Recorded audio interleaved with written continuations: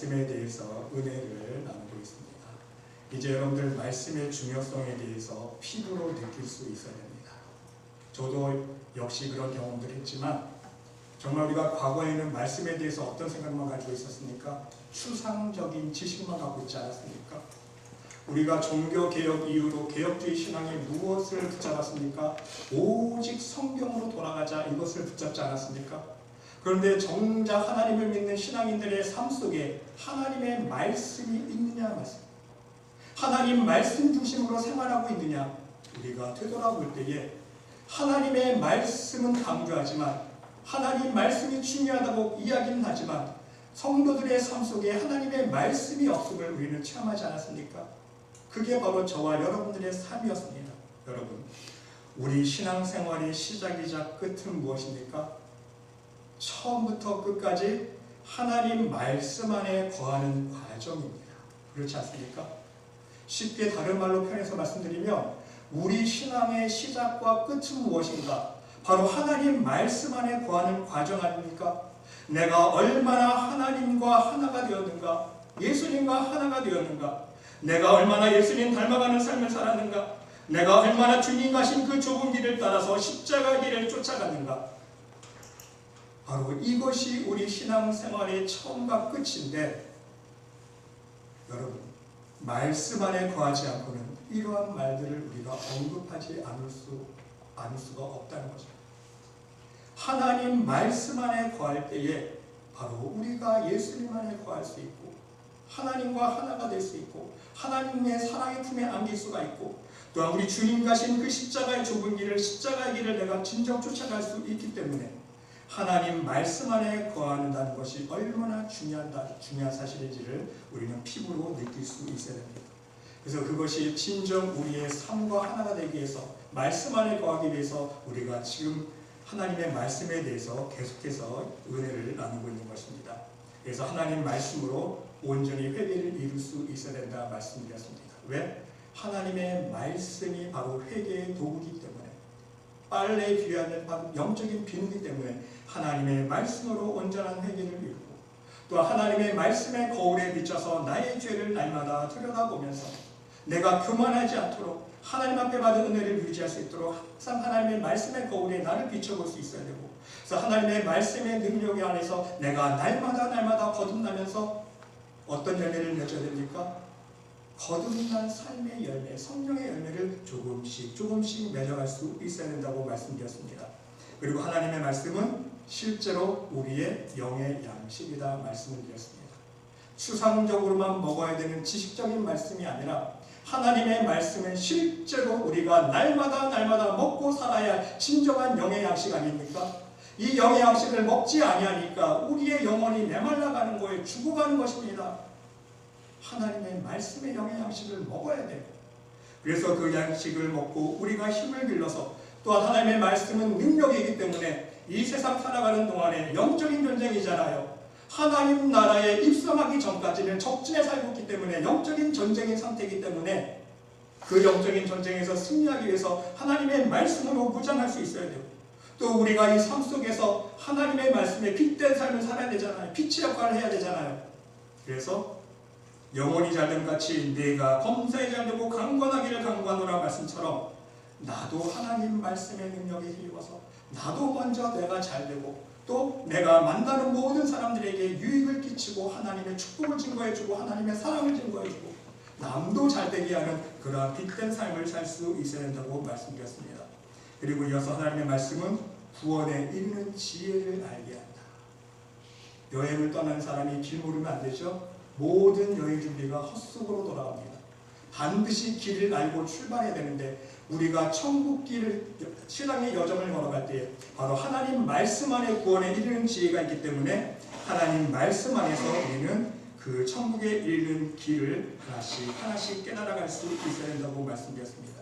그리고 지난 시간에는 하나님의 말씀은 나침반과 같기 때문에 우리가 이 신앙생활을 걸어갈 때에 많은 유혹들이 있잖아요. 시험이 있잖아요. 그때마다 우리가 항상 하나님만 바라볼 수 있도록, 우리의 믿음이 흔들리지 않도록, 우리를 교훈하고 책망하고 바르게 해주고 그것으로 훈련시켜서 결국은 하나님 사람으로 온전하게 가능하게 해주는 하나님의 말씀으로 우리가 나침반 삼아야 된다고 말씀을 드렸습니다.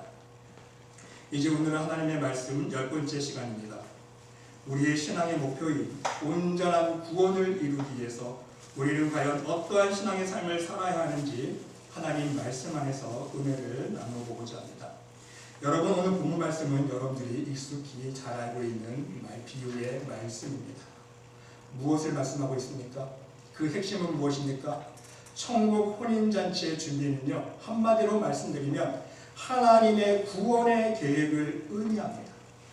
죄인들을 구원하시고자 하는 하나님의 놀라우신 사랑의 구속의 역사가 어떻게 준비되고 있는지, 그리고 어떻게 진행되어 가고 있는지, 그리고 그 결말은 어떻게 맺게 될 것인지 그것을 말씀해주고 있다는 사실입니다. 하나님께서 바로 임금을 표현하잖아요. 임금이 하나님께서 천국잔치를 베풉니다. 그리고 많은 사람들을 초청했습니다. 사람들이 어떻게 합니까? 처음에는 오기를 싫어해요.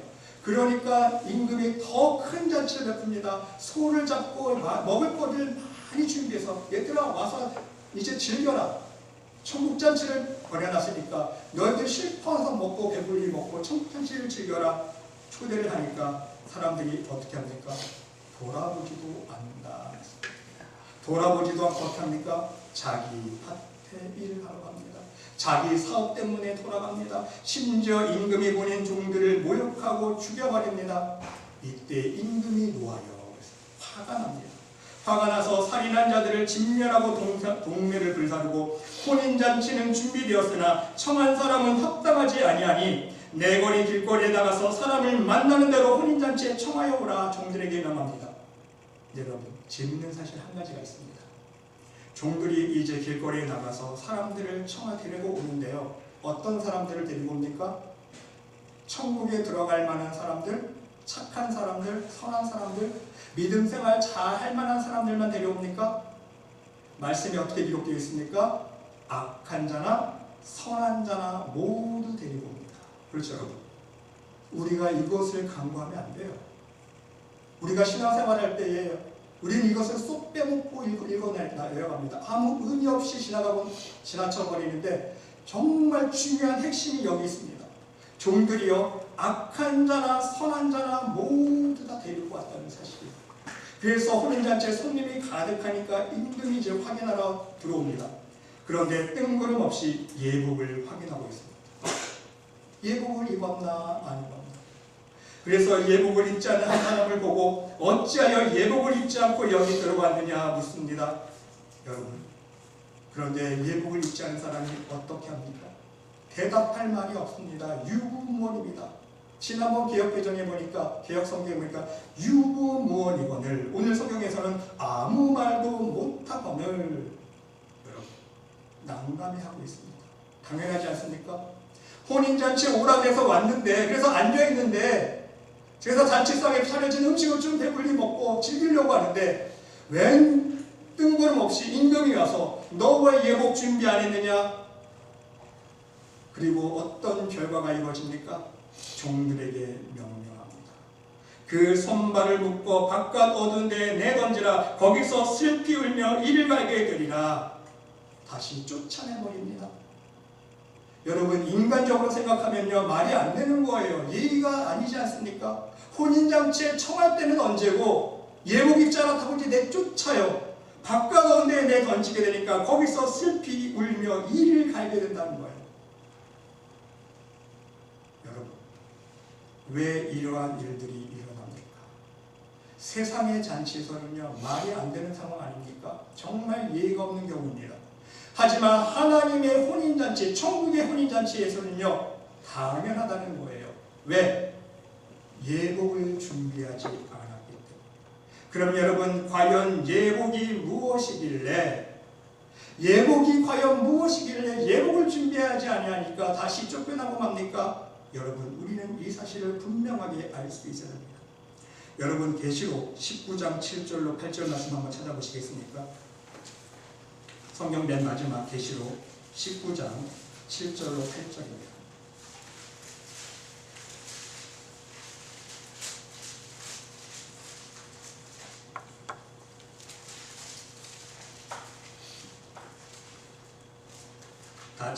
찾으시면 우리 다 같이 한 목소리로 읽어보겠습니다. 계시록 19장 7절 8절 시작. 우리가 즐거워하고 크게 기뻐하며 그에게 영광을 돌리세. 어린 양의 혼인기약이 이르렀고 그의 아내가 자신을 준비하였으므로 그에게 빛나고 깨끗한 세마포 옷을 입도록 허락하셨으니 이 세마포 옷은 성도들의 옳은 행실이로다. 여러분, 예수님께서 이 혼인잔치 비유에서 말씀하신 예복이 무엇을 상징하는지 아시겠습니까? 성도들의 옳은 행실입니다. 신앙생활하면서 정말 하나님 보시기에 바른 믿음 생활을 했느냐 안 했느냐 그것을 판가름할 수 있는 기준이 바로 예복이라는 말씀인 것입니다. 그런데 재미있는 사실은요, 7절 말씀 다시 보면 우리가 즐거워하고 크게 기뻐하여 그에게 영광을 돌리세. 여기서 그라는 뜻은요, 영어 성경에 보면 예수님을 뜻합니다. 예수님께 영광을 돌리세. 어린 양의 혼인기약이 이르렀고 그의 아내가 바로 예수님의 아내, 예수님의 신부, 성도들을 상징하죠. 바로 성도가 자신을 준비하였으므로 영어 성경에서는요, His bride has prepared herself. 성도는요, 스스로 준비했던 거예요. 신앙생활을 이제 준비했어요. 그렇죠? 완료형이에요. 현재 분사 완료형입니다. 평생 신앙생활에서 이제 청국잔치에 들어갈 완벽한 준비를 했어요. 자기 나름대로 스스로 herself. 그렇죠? 신부된 우리는요, 청국잔치에 들어갈 준비를 이제 마쳤습니다. 그런데 중요한 것은요, 들어가고 싶다고 들어가는 것이니까 그게 아니라는 것이요. 8절 말씀을 보니까 그에게 빛나고 깨끗한 세마포 옷을 입도록 허락하셨으니 그랬어요. 준비했다고 다 들어가는 거예요? 아니에요. 허락하셨으니. 누가 허락한 거예요? 예수님이 허락하는 거예요. 이해가 되시죠? 예수님께서 허락하셔야 세마포 옷을 입었다 말씀하고 있는 거예요. 그럼 여러분, 이것을 좀 더 깊이 있게 묵상해보면 무엇을 뜻합니까? 세마포 옷은 준비는, 천국에 들어갈 준비는 누가 하는 거예요? 예수님의 신부인 성도인 하나님의 자녀인 우리가 스스로 하는 거죠. herself라고 그랬어요. 우리 스스로 평생 신앙생활 준비를 해야 돼요. 천국문에 들어갈 준비를 해야 되는데 누가 허락하는 거예요? 우리의 신랑 대신 예수님께서 허락해 주셔야 되는 거예요. 무슨 말씀입니까? 통과되어야 된다는 거예요. 무엇을 통과돼요? 옳은 행실로. 이해가 되시죠? 옳은 행실로 통과되니까 세마포 옷을 입도록 허락하셨다 말씀하고 있는 거예요. 정확하게 이해를 하셔야 됩니다. 여러분, 천국에 들어가려고 준비했다고 다 들어가는 게 아니에요. 내 마음대로 들어가는 게 아니에요. 이해가 되시죠? 예수님께서 그 준비된 것을 보시고 너는 정말 온전한 믿음을 가지고, 너는 정말 하나님을 사랑하는 마음을 가지고, 말씀 안에서 너의 신령이 거듭난 신령을 가지고 예배를 드리고 봉사를 하고 기도 생활을 하고 헌신을 하고 예물을 드렸구나. 그래, 네가 한 그 행위는 정말 진실한 믿음의 행위였구나. 내가 인정해 줄게. 이해가 되시죠? 그 뜻이에요. 그러니까 거기 통과되니까 세마포 옷을 입도록 허락하셨다. 허락받은 거예요. 그러니까 예복을 입혀지니까 예복을 입은 사람은 통과, 입지 못한 사람은 불합격, 다시 쫓겨나게 된다는 말씀인 것입니다. 그렇습니다, 여러분. 예복은 바로 성도들의 옳은 행실이라는 말씀인 것입니다. 예복은 회개에 합당한 열매를 맺은 사람들에게 주시는 예수 그리스도의 옷입니다. 여러분, 로마서 13장 14절 말씀을 보시기 바랍니다. 오직 주 예수 그리스도로 옷 입고 정욕을 위하여 육신의 일을 도모하지 말라. 성경은요, 계속해서 옷에 대해서 이야기하고 있습니다. 갈라디아서 3장 27절에서도요, 누구든지 그리스도와 합하기 위하여 세례를 받은 자는 그리스도로 옷 입었느니라. 그리스도로 옷 입었느니라. 누가요? 누구든지 그리스도와 합하기 위하여 세례를 받은 자. 예수님과 하나가 되기 위해서, 말씀이신 예수님 안에 거하기 위해서 세례받은 자. 형식적으로만 물세례 받은 게 아니라 여기서 말씀하고 있는 뜻하고는 세례받은 자는요, 완전히 내가 죽어지는 거예요. 세례의 의미가 무엇입니까? 물에 들어가면 나의 옛사람은 죽어지고 나오면서 새 사람으로 거듭나는 거 아닙니까? 이제 나는 예수님 안에서 죽어지고, 사도 바울이 갈라디아서 2장 20절에서 고백한 것처럼 내가 그리스도와 함께 십자가에 못 박혔나니 못 박히면 죽잖아요. 십자가에 못 박히면 죽잖아요. 내가 죽었으니까 어떻게 합니까? 그런즉 이제는 내가 사는 것이 아니요 나는 죽었기 때문에 이제 내가 사는 것이 아닙니다. 오직 내 안에 그리스도께서 사시는 것이라.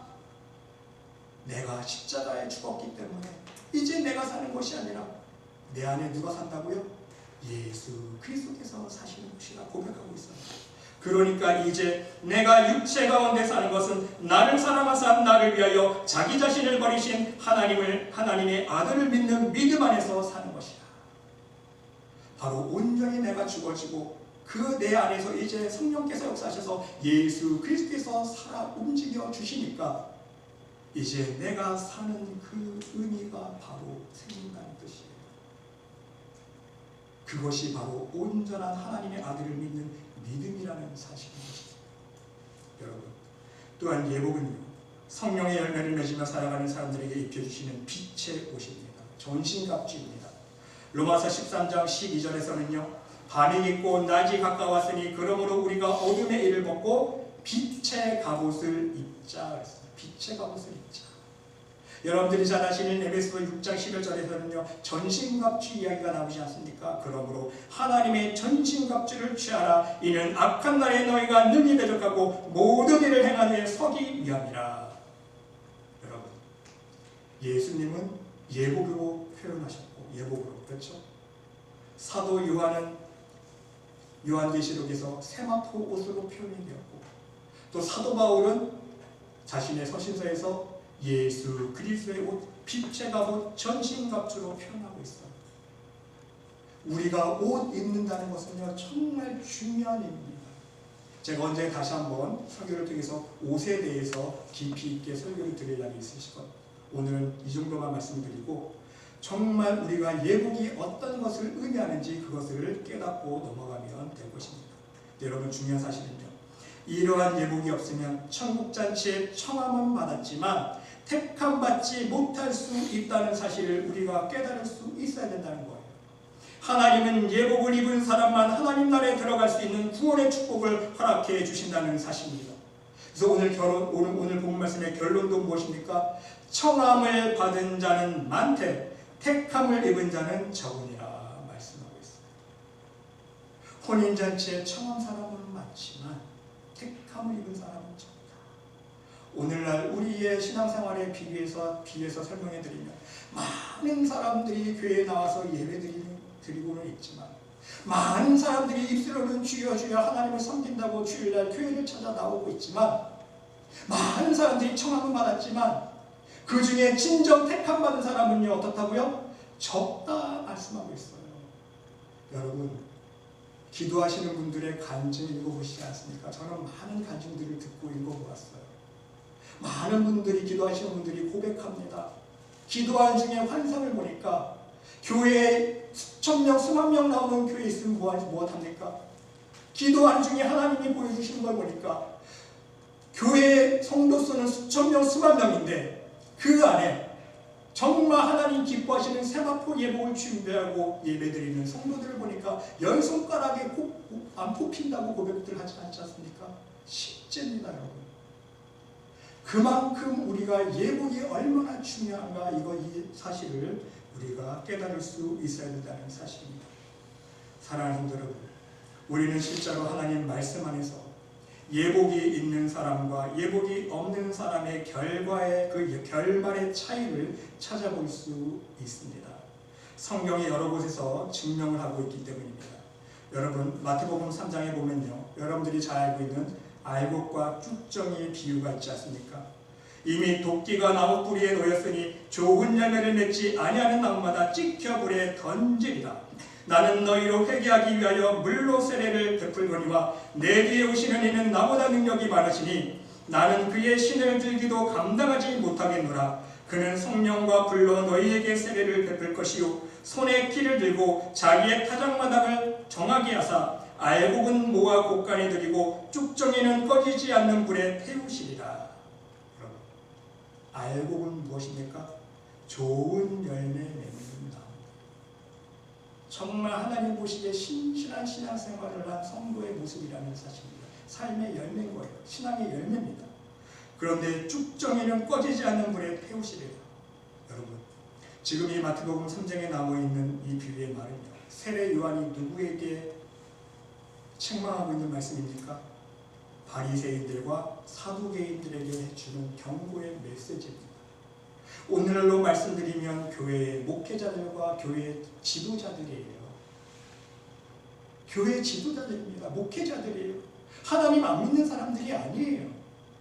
더 나가서 여러분, 마태복음 13장에 천국비에서 금을 비유 있지 않습니까? 여러분들이 많이 읽어봤을 것입니다. 또 천국은 마치 바다에 치고 각종 물고기를 먹는 그물과 같으니 그물에 가득함에 물가로 끌어내고 앉아서 좋은 것은 그릇에 남고 못된 것은 내버리느니라. 세상 끝에도 이러하리라. 천사들이 와서 의인 중에서 악인을 갈라내요 풀무불에 던져 넣으리니 거기서 울며 이를 갈리라. 여러분, 누구 중에서 누구를 갈라낸다고요? 세상 사람들 중에, 하나님 안 믿는 사람들 중에 지옥 갈 사람들 골라내는 겁니까? 아니잖아요. 누구 중에? 의인 중에서 악인을 갈라내요. 좋은 것은 그릇에 담고 못된 것은 버린다고 했잖아요. 청함받은 사람들 중에, 주여 주여 하나님을 믿고 있는 사람들 중에서 누구를 갈라내는 거예요? 정말 신실한 믿음으로 하나님을 섬기는 사람인가? 아니면 입술로만 주여 주여, 아직 속사람은 거듭나지도 않고 교만과 욕심이 그대로 남아있으면서 입술로만 주님을 고백한 사람인가? 그것을 갈라내는 거예요.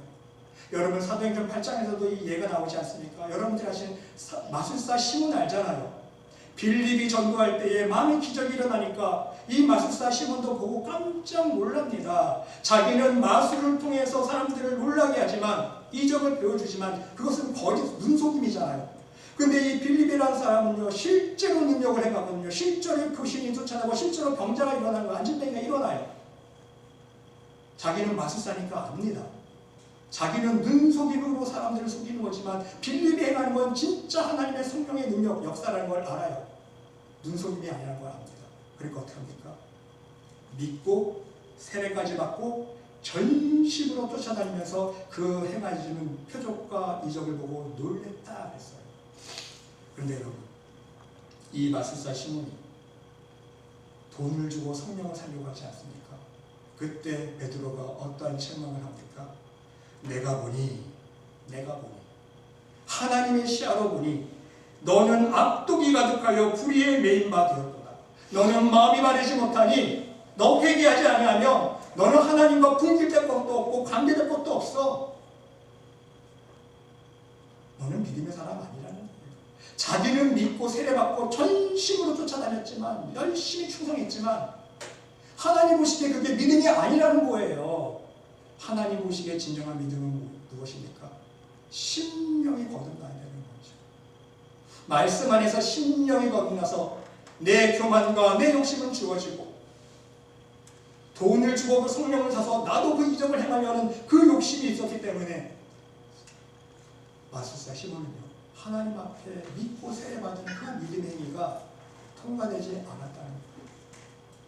여러분, 이 사실을 우리가 깨달을 수 있어요. 마태복음 25장에서도 여러분들 아시는 양과 염소 비유 아시잖아요. 하나님께서 양과 염소를 구분하실 때에 안 믿는 사람들, 하나님 모르는 사람들은 염소, 하나님 믿는 사람들은 양입니까? 그게 아니잖아요. 제가 부연 설명 안 해도 여러분 아시겠죠? 양과 염소는 누구입니까? 다 하나님 믿는 사람들이에요. 그러니까 바로 임금이 오른편에 있는 자들에게 내 아버지께 복을 받을 자들이여 나와 창세로부터 너희를 위하여 예비된 나라를 상속받으라. 너희는 천국에 들어갈 수 있다는 거예요. 그러니까 이 사람들이 깜짝 놀랍니다. 왜? 자기들은 예수님을 대접합니다.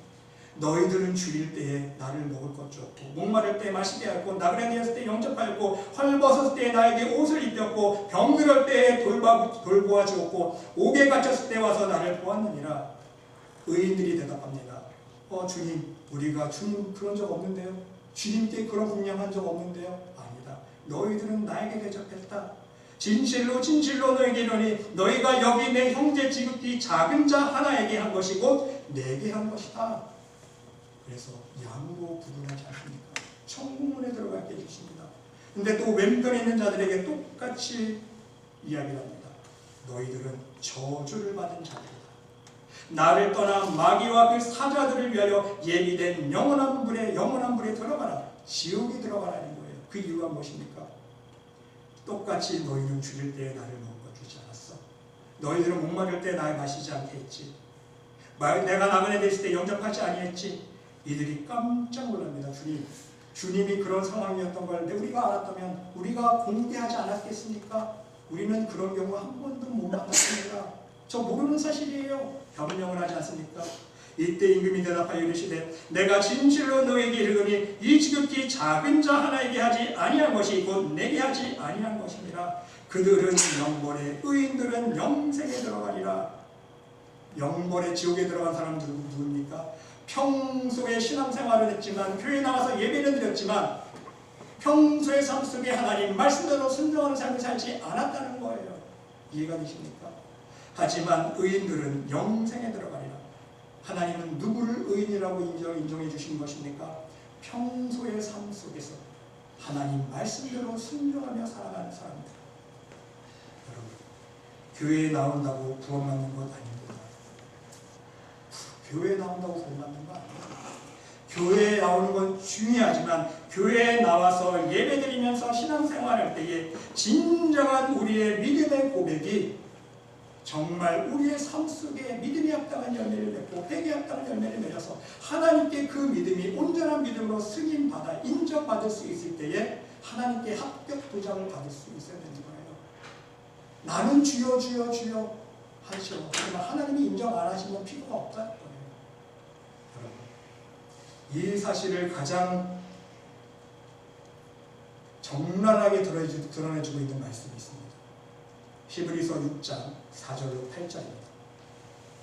한번 빛을 받고 하늘의 은사를 맛보고 성령의 참여함 받고 하나님의 선한 말씀과 내세의 능력을 맛보고도 타락한 자들은 다시 새롭게 하여 회개하게 할 수 없나니 이는 그들이 하나님의 아들을 다시 십자가에 못 박아 드러내놓고 욕되게 함이라. 하나님의 은혜를 체험했습니다. 하늘의 은사를 맛보고 성령에 참여한 바 됐습니다. 하나님의 선한 말씀과 내세의 능력도 경험했어요. 얼마나 대단한 경험입니까? 그렇죠? 그런데 그렇게 경험했음에도 불구하고 다시 타락한 자들은 새롭게 하여 회개할 수 없다 말씀하고 있습니다. 그 이유가 무엇입니까? 하나님의 아들을 다시 십자가에 못 박아 욕되게 했다 말씀하고 있어요. 여러분, 바로 예수님께서 말씀하신 성령 모독죄에 해당하는 거예요. 성령을 모독하는 자는 사심을 얻지 못하겠고 성령을 거역하는 자는 이 세상과 오는 세상에서도 사심을 얻지 못한다 말씀하고 있지 않습니까? 여러분, 이러한 경우가 우리의 신앙생활 속에 얼마나 많이 일어나고 있습니까? 사람들이 처음에는 순수하게 은혜를 받습니다. 은사를 체험해요. 성령의 역사를 체험합니다. 기적과 능력을 행합니다. 처음에는 순수하게 은혜를 받았는데 무엇이 문제입니까? 하나님 말씀 앞에 사도 바울처럼 자신을 쳐서 복종시키는 그 일을 망각해버리는, 영적으로 다시 교만해지는 거예요. 그러니까 처음에는 순수하게 은혜 받았다가 은사 받았다가 능력 받았다가 2단이 되고 3단이 되는 거예요. 다른 게 아닙니다. 왜 2단 3단이 됩니까? 내가 제일 예수다. 내가 살아있는 하나님이다. 내가 능력하고 내가 그 고쳐주니까 내가 했다고 자랑하지 않습니까? 이게 2단인 거예요. 하나님의 은혜를 망각해버린다는 것이죠. 바로 예수님을 다시 십자가에 못 박아 현재 욕되게 하는 거예요. 그러면 왜 이러한 일들이 일어납니까? 그 답을 이어서 주고 있어요. 땅이 그 위에 자주 내리는 비를 흡수하여 밭가는 자들의 쓰기에 합당한 채소를 내면 하나님께 복을 받고 그랬습니다. 땅은 무엇을 의미합니까? 땅은 우리의 심령입니다. 마음밭이에요. 그렇죠? 그 위에 자주 내리는 비를 흡수하여 우리의 마음밭이요 심령이요 바로 하나님의 부어주시는 그 은혜의 비를 흡수하여서 어떤 열매를 맺어야 정상인 것입니까? 밭가는 자들이 쓰기에 합당한 채소를 내면 하나님께 복을 받고 그랬어요. 당연히 우리의 심령이 하나님의 은혜를 받으면요 하나님 보시기에 합당한 채소, 좋은 열매를 맺어야죠. 그렇죠? 회개에 합당한 열매를 맺고 믿음의 열매를 맺고 성령의 열매를 맺어야 당연한 거 아닙니까? 그러면 하나님께 복을 받는데 만일 가시와 엉겅퀴를 내면 버림을 당하고 저주함에 가까워 그 마지막은 불사름이 되리라 그랬어요. 여러분 우리의 심령이 똑같은 하나님의 은혜를 받고도요 하나님 보시기에 아름다운 열매를 맺는 사람이 있는가 하면은요 가시와 엉겅퀴를 맺는 사람이 있다는 거예요. 가시와 엉겅퀴를 맺으면 버림을 당하고 저주함에 가까워 그 마지막은 불사름이 된다 말씀하고 있습니다. 왜 그렇습니까? 똑같은 하나님의 은혜를 받았는데 누구는 하나님 보시기에 좋은 열매를 맺고 누구는 가시와 엉겅퀴만 맺습니까? 이유가 무엇입니까? 자기의 밭가리를 안 하는 거예요. 하나님 말씀 안에 거하지 않는 거예요. 단지 은사만 구하고 단지 하나님의 능력만 구하는 거예요. 욕심으로. 마술사 시몬이 돈을 주고 성령을 살려고 했던 것처럼 야, 저 은혜만 내가 받으면 나도 좀 이름을 높일 수 있는데 그렇죠? 나도 병 고치는 은사도 있으면 나도 정말 내 이름 높일 수 있는데 많은 목회자들이 그렇게 현혹되지 않습니까? 나도 병 고치는 능력 받아서 좀 능력 행하면 나도 유명해지고 크게 부흥할 수 있는 욕심으로 구하는 거예요. 그렇게 구하는 어떤 열매를 맺습니까? 우리 심령에 하나님 보시기에 좋은 열매를 맺는 게 아니에요. 가시와 엉겅퀴를 맺으니까 하나님이 외면하시는 거예요. 그러니까 우리 예수님께서 말씀하신 것처럼 주여 주여 저 아시죠? 저 주님의 이름으로 선지자 노릇도 했고 귀신도 내쫓았고 주님의 이름으로 많은 권능 행했습니다. 저 아시죠? 예수님께서 뭐라고 대답하십니까? 내가 그들에게 밝히 말하되 내가 너희를 도무지 알지 못하니 불법을 행하는 자들아 내게서 떠나가라 그랬습니다. 예수님이 말씀해 주신 것입니다. 그래서 나더러 주여 주여 하는 자마다 다 천국에 들어갈 것이 아니요 다만 하늘에 계신 내 아버지 뜻대로 행하는 자라야 들어가리라. 아버지 뜻대로 행하는 자라야 천국에 들어간다. 아버지 뜻이 무엇입니까? 우리가 지금까지 은혜 나눴잖아요. 우리는 알잖아요. 하나님의 나라와 하나님의 의를 구하는 거예요. 아멘? 내 심령이 거듭나야 되는 거죠. 내 교만과 욕심을 버리고 은혜 받는 데 있어서도 욕심으로 구하는 게 아니라 내 교만과 욕심은 버려 십자가를 못 박게 죽이고 거듭난 심령 가운데에 하나님의 의를 구하는 거예요. 거듭난 심령으로 신앙생활에서 좋은 열매를 맺는 거예요. 그렇게 행하는 자라야 그렇게 아름다운 신앙의 행위를 믿음의 열매를 맺는 사람이 진정 천국의 혼인잔치의 주인공이 될 수 있다는 말씀인 것입니다. 그러므로 여러분 우리 그리스도인들은 이 땅 위에서 신앙생활하는 동안 내가 예수님을 믿는 믿음이 참 믿음임을 증명하기 위해서 그 믿음에 합당한 열매를 맺을 수 있어야 한다는 것입니다. 예수님께서 말씀하신 것처럼 열매로 그들을 알리라 말씀하십니다. 우리의 믿음과 행위는요 따로따로가 아니에요. 이제 우리가 조금씩 제가 설교를 통해서 말씀을 드릴 것입니다. 우리의 믿음과 행위는요 따로따로가 아니에요. 믿음 따로 행위 따로, 믿음으로 구원받냐 행위로 구원받냐 이 논리 싸움이 아니라는 것이죠. 진정한 믿음이 있는 사람은요 진정한 삶의 열매를 맺을 수밖에 없다는 거예요. 그게 성경이 말씀하고 있는 거예요. 여러분 이제 우리에게 남은 문제는 무엇입니까? 그러면 과연 어떻게 예복을 준비할 것인가? 여러분 예복을 준비하는 방법은요 요한복음 15장 참 포도나무 비유에 나와 있습니다. 우리가 한번 이미 은혜를 나눈 말씀입니다. 지난번에 말씀드릴 때는요 예수님의 초점 맞춰서 제가 설명을 해드렸는데 오늘은 하나님께 초점 맞춰서 하나님 입장에서 다시 한번 우리가 말씀을 묵상해 보고자 합니다. 요한복음 15장 1절 8절 참포도나무 비유 보면요 나는 참포도나무요 예수님은요 자신은 참포도나무라고 말씀하고 있습니다. 그런데 내 아버지는요 누구라고요? 보세요. 내 아버지는 누구라고요? 농부라 농부. 그렇죠? 나는 참포도나무인데 아버지는 하나님은요 농부라 말씀하고 있습니다. 여러분 농부의 마음은 무엇입니까? 농부가 왜 농사 짓습니까? 농부가요 1년 내내 땀 흘리고 수고해서 밭갈이하고 씨 뿌리고 풀 뽑아주고 물 주고 농사를 짓는 이유가 있어요. 목적이 있습니다. 무엇입니까? 열매를 거두기 위해서, 그렇죠? 곡식을, 풍성한 열매를 거두기 위해서 수고하는 거예요. 그게 농부의 마음이에요. 다른 거 없어요. 그게 바로 하나님의 마음이라는 것이죠. 하나님은요, 버려진 죄인된 지옥 갈 우리 영혼들이 이제 다시 이 땅 위에 사는 동안 하나님 보시기에 아름다운 신앙의 열매를 많이 맺기를 원하시는 거예요. 왜? 그래야 다시 하나님의 천국 백성이 될 수 있기 때문에, 지옥이 가지 않을 수 있기 때문에. 근데 중요한 것은요, 하나님께서 어떻게 하시냐는 것이죠. 물은 내게 붙어 있어 열매를 맺지 아니하는 가지는 아버지께서 그것을 제거해 버리시고, 하나님께서요 열매 맺지 아니하는 가지는요 제거해 버리신다고 했어요. 그런데 물은 열매를 맺는 가지는 그 열매를 더 맺게 하기 위해서 그것을 깨끗하게 하신다 했어요. 하나님이신, 농부이신 하나님의 마음이에요.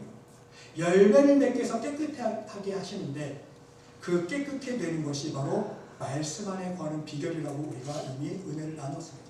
근데 중요한 것은요, 하나님 입장에 다시 생각해 보세요. 예수님 입장이 아니라 농부이신 하나님 아버지 입장에서 생각해 보면요, 우리들을 다시 깨끗게 하게 해주시기 위해서 어떤 방법을 사용하신 거예요? 예수님께서 내 안에 거하라 그랬잖아요. 그럼 그 예수님 누가 보내주신 거예요? 하나님이 보내셨다는 거예요. 우리가 열매를 많이 맺기 위해서, 우리를 깨끗하게 해주시기 위해서 농부이신 하나님 아버지께서 예수님을 보내셨다는 거예요. 우리가 그 차원까지 이해할 수 있어야 돼요. 그래서 예수님을 보내주셔서 예수님의 말씀으로 해요 우리를 깨끗게 하시는 거예요. 이해가 되세요? 우리가 깨끗해져서 예수님 안에 거해서 풍성한 열매를 맺어서 우리가 구하는 모든 것을 이 땅에 풍성한 열매 맺는 삶을 살기를 원하시는 거예요. 그래서 너희가 내 안에 거하고 내 말이 너희 안에 거하면 무엇이든지 원하는 대로 구하라 그리하면 이루리라. 여러분, 풍성한 열매를 많이 맺으면 8절 말씀 보세요. 너희가 열매를 많이 맺으면 내 아버지께 영광을 받을 것이요 너희는 내 제자가 되리라. 자, 보세요. 예수님의 제자가 될 수 있는 비결, 하나님의 자녀, 진정 천국 백성이 될 수 있는 비결이 무엇입니까? 열매를 많이 맺는, 열매를 맺는 나무가 되는 거예요. 좋은 나무 되는 거예요. 이해가 되시죠? 계속해서 말씀과 연결되고 있어요. 마태복음 7장과 똑같은 말씀이에요. 근데 중요한 것은요, 예수님께서 아버지께서 나를 사랑하신 것 같이 나도 너희를 사랑하셨으니 나의 사랑 안에 거하라. 내가 아버지의 계명을 지켜 그의 사랑 안에 거하는 것 같이 너희도 내 계명을 지키면 내 사랑 안에 거하리라. 여러분, 바로 하나님의 자녀가 되는 비결, 예수님의 제자가 되는 비결이 하나님의 사랑 안에 거하는 것인데, 그 하나님의 사랑 안에 거하는 비결을 또 무엇으로 이어서 부연 설명해 주고 계세요? 예수님의 계명을 지키라는 거예요. 왜? 나도 하나님의 아들이지만 나도 내 아버지의 계명을 지켜서 하나님의 사랑 안에 거한 것처럼 너희도 내 계명을 지키면 내 사랑 안에 거하리라. 바로 하나님의 사랑 안에 거할 수 있는 비결은요, 바로 계명을 지켜 행하는 거예요. 여러분, 여기서 말씀하고 있는 핵심 두 가지가 있습니다. 핵심 두 가지가 무엇입니까? 하나님께서 우리를 천국 자녀 삼아 주시기 위해서 많은 열매를 맺어서 예수님의 제자가 되고 하나님의 천국 백성이 되게 해주기 위해서 말씀하고 있는 두 가지 핵심이 무엇입니까? 우리를 하나님 말씀 안에서, 예수 그리스도를 보내서 말씀 안에서 깨끗하게 정결하게 쉴 수 있는 도구를 보내주신 거예요. 말씀을 보내셨어요. 그렇죠? 우리를 깨끗하게 해주셨고, 두 번째는 무엇입니까? 그 말씀을 지켜 행하는 거예요. 그 말씀을 지켜 행할 때 하나님의 사랑 안에 거할 수 있고 예수님의 사랑 안에 거할 수 있다 말씀하고 있잖아요. 바로 이 핵심 두 가지가 하나님 보시기에 천국 백성 될 수 있는 큰 핵심 두 가지라는 말씀인 것입니다. 여러분, 말씀으로 우리의 심령이 깨끗해져지고 또한 말씀을 지켜 행하는 것, 이 두 가지 핵심을 말씀하고 있는데, 예수님께서 말씀하신 너희는 먼저 그의 나라와 그의 의를 구하라. 똑같은 말씀이죠. 이제 이해가 되시죠? 예수님도 영적으로 무엇을 말씀하고 있는 거예요? 먼저 너희는 그의 나라를 구하라. 말씀으로 심령이 깨끗해지는 것을 하는 거잖아요. 쉽게 말씀드리면, 그렇죠? 깨끗한 심령을 가지고 하나님의 의를 행하라. 그렇죠? 의를 구해야 되는 거예요. 여기서 말씀하신 것처럼 하나님의 말씀을 지켜 행하는 거예요.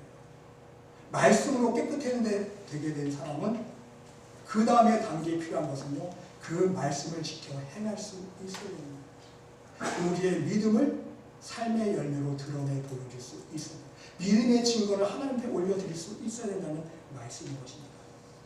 여러분, 이 말씀을 하나로 요약해서 계시록 22장 14절에 나와 있습니다.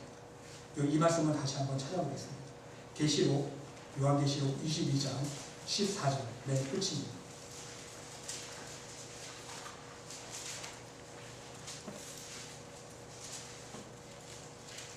계시록 22장 14절 다 찾으셨습니까? 다 같이 읽겠습니다. 시작.